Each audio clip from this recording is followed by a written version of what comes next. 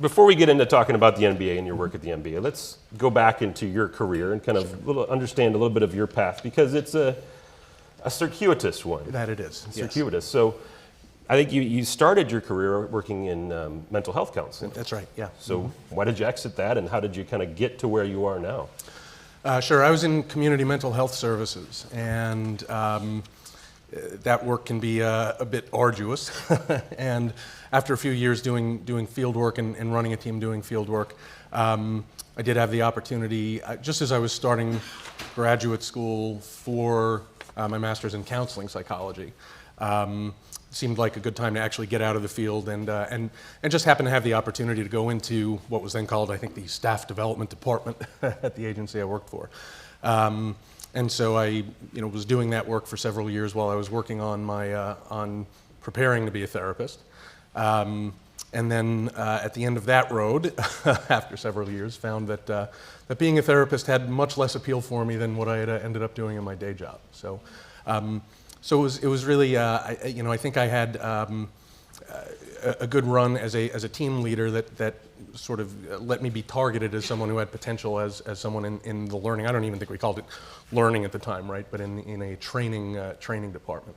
Mm-hmm. So it was somewhat serendipity. The person who tapped me on the shoulder is now the CLO, I think, at Liberty Mutual. So we've both been on those arcs. Yeah. So you mentioned that you went to grad school for counseling. Yeah. But you didn't end up pursuing that career path. Not for very long. But you said something interesting when we talked a couple of weeks ago as we were preparing for this, that makes the connection for L&D, from counseling to L&D, and you said that much of leadership development is helping leaders become mini psychiatrists. Explain that one. Yeah. And it really was, as I turned my attention more over the course of my time in learning, and became more focused on leadership development, that started to emerge as a theme that, increasingly, I've seen at least that there are 30,000 books on the market on leadership, quite literally, in English. And obviously there is no one solution. And part of there being no one solution is the fact that leadership is implicitly an art of attaining consent, right? That you can follow whatever set of behaviors constitute good leadership in your mind, but at the end of the day, if you turn around and no one's actually following, then what you're doing isn't effective leadership. And so to that extent, part of being a great leader, I think, is understanding the dynamics, understanding the motivations, understanding each individual person that you're leading on some level. And so it is the art of turning leaders into mini psychiatrists, to the extent that it's about diagnosis, not in the clinical sense, but really understanding what's driving the people that you're leading. So do you think many leaders, managers are prepared to think of themselves in that way? Where do you sort of sit on how prepared are leaders to think of themselves in that way? In my experience, not very. and that's part of it. I think the leadership development is unique within professional development in that I think there's much more, we know that one of the bigger challenges in learning isn't getting people to learn, but getting them to unlearn right before they learn. And I think leadership is probably the area of practice where that is most the case, where people come in, much like parenting, right? We think we know what it means to be a good parent based on our own experience, by and large. And similarly, we come into leadership often with very little preparation, unfortunately, with a set idea of what great leadership looks like and try to embody those practices. But then somewhere along the line, those things, whether or not they're effective, just become very, very set for you, right? And so part of the journey is, again, helping people unlearn and look at whether they're using the practices that work best, again, for the people that they're leading. But no, I don't think people are as prepared. I mean, listen, it's startling to me as I hear friends of mine from college who are now in executive roles and leading teams and leading much bigger teams than they've ever led in the past, to describe how hard it is to lead effectively and how little preparation they've had for it, even in very big, very reputable companies. And that lack of preparation, the sink or swim mentality. Listen, if you've ever seen anyone who learned to swim by being thrown in a pool, they don't do it very well, right? So there's something to it, but you're not going to get good at it. And I think that it is something that we have not been attentive enough to, across the span of the corporate world, is helping people understand that leadership isn't about following a formula. It's about being thoughtful about the people that you're leading and what they're going to need from you as a leader. So thinking about that from the counseling perspective, is there a practice that you learn in counseling that you think, one practice that you think you could apply to leadership that would make leadership immediately better from a development standpoint, giving managers or leaders that sort of practice? I mean, it sounds very reductive, but yeah, absolutely. And that practice is to listen, right? And one of the challenges, again, one of the things that we perhaps can do a better job preparing people for and making that transition is the recognition that, to quote Marshall Goldsmith's book title, right? What got you here won't get you there. And so when people are being moved into leadership roles, they're accustomed to performing, to being high achievers, to feeding their egos to a certain extent, right? And very often they haven't attained that through their listening skills, their building of empathy, right? And that's fundamental, again, to the practice of leadership, I think, is being willing to listen, being willing to engage, being willing to attend fully, in any conversation with someone that you lead, minimizing distractions and being really in the moment and hearing them and working to understand, pulling back on the direction a little bit so that you can listen better. Now, in your experience, is that trainable? Is that something that people either have or they don't have, and can you develop it if they don't have it? Yeah, it is trainable to a certain extent. I think some people are very much wired for it, and I think others are less wired for it. I think to a great extent, those who are not as wired for it can attain the skill through some training and then a lot of practice and a lot of attention to it.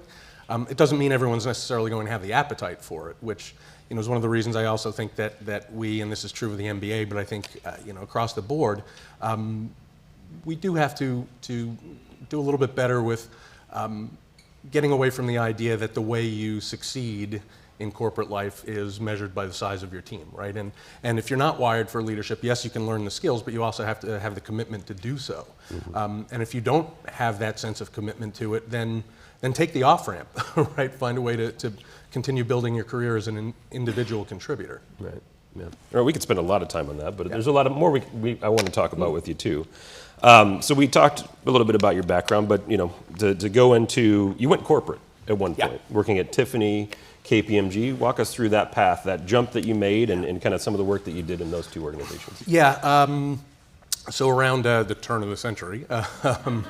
It makes us all sound pretty old, doesn't it? Yeah, pretty much, yeah, right, depressing. But I did, I made the jump to corporate, and had been up in New England prior to that, and so decided to come and make it in the big city, and actually started off, did a couple of years, what I think of as dues paying in a small engineering firm. Just, it was tough it was tough to convince people that someone coming out of mental health services was going to be credible as a quote unquote professional. And so, had to do a little time, and then went into Tiffany and Company, and that was probably the most formative experience that I've had.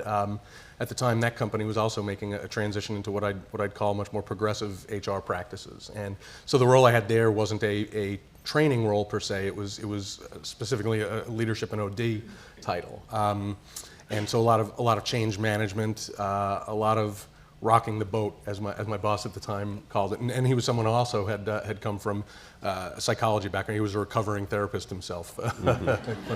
clinical therapist. So that was a really meaningful learning experience, and then going from Tiffany to KPMG, where I had several jobs over time. But in industry to industry, I would encourage people, if you're at a point in your career where you can move around a little bit and cross industries. It's just so enlightening to see things from those different perspectives. But certainly the mental health background has always been valuable, but it makes for very interesting transitions. Yeah. So you mentioned having a sort of a formative moment in your career at Tiffany. Can you build upon that idea of a formative figure in your career development? Who is somebody that really sort of pushed you in a direction that you maybe didn't expect to go, but Sure. You have found in the long run ended up being very valuable? Who was that, and why were they so formative in your development? Can I give two answers? Sure. One was at Tiffany, where the gentleman I mentioned, Jim Catalano. I don't know if anyone's worked with Jim at any point. He's still doing consulting work now. Very, very much. I think up to that point, coming up through, and I was very much self-educated in terms of learning and the practice of learning, and had probably come to it through somewhat overly traditional channels, right? And still took, I think, a very by-the-numbers approach to learning and development. And in that role, where it was, as I said, sort of our motto was to be boat rockers. And really, I'm almost embarrassed to say that over the first part of my career, I wasn't asking why enough. And again, coming from a counseling background, where I thought that was something that I could really draw on and be more thoughtful. Don't just try to solve the symptom, try to understand the underlying issues. And I really hadn't been thoughtful enough about that. And in that job, Jim, was very direct with me about saying, you've got the skill set to do this. You were trained to do this. You need to apply that more directly. You need to look more closely at underlying situations, look more closely at what the sustainable long-term comprehensive solutions are, rather than just saying, sure, let's run a training program to address this need. So in that regard, Jim was a real influence on me. The other answer, though, I'll cite is, strangely enough, my dad, who is as far from this work as possible. My dad was a captain in the Marine Corps, and then went into banking. He was a loan officer for 25 years, something along those lines. But he was also, I was probably the only 17-year-old who was getting thrown books on organizational development. I was reading, my dad was just into it. So he was, throwing Blanchard, throwing Stephen Covey at me, throwing as a 17-year-old. Cialdini. As a 17, I was probably, the youngest person to have read Goleman's book on emotional intelligence when it came out. That must have made for some interesting high school cafeteria discussions. Oh yeah, absolutely. I was very popular. Yeah. But my dad, my dad was just a very thoughtful guy about these things, to the extent that at some point he handed me, his 20-year-old binder from his management training, at Barclays, where he worked for many years, and always felt like there's a better way to approach human capital development, and it always, I think, sort of irked him that things were not oriented around what he saw as better practices, and I think. He's a little bit tickled that I now work in a field where I can perhaps influence that a little bit. I don't think it's necessarily what he would have chosen for me, but I think he does take some satisfaction in it. Yeah, you raise a couple of really interesting questions. I think that's consistent with a lot of the conversations we have with CLOs. That why question: why are we doing what we're doing? Not just sort of taking it and doing it, but really trying to fundamentally understand what are we trying to drive here, and figure out what is the best way to do that. And it might not be the traditional ways of doing things. And then just finding those things. You mentioned the word tickle. Always that little tickle that's there to sort of, there's a better way, not just being satisfied with that, with the status quo. That I think has really been consistent with a lot of CLOs who are successful. They really take those two things very seriously. Yeah.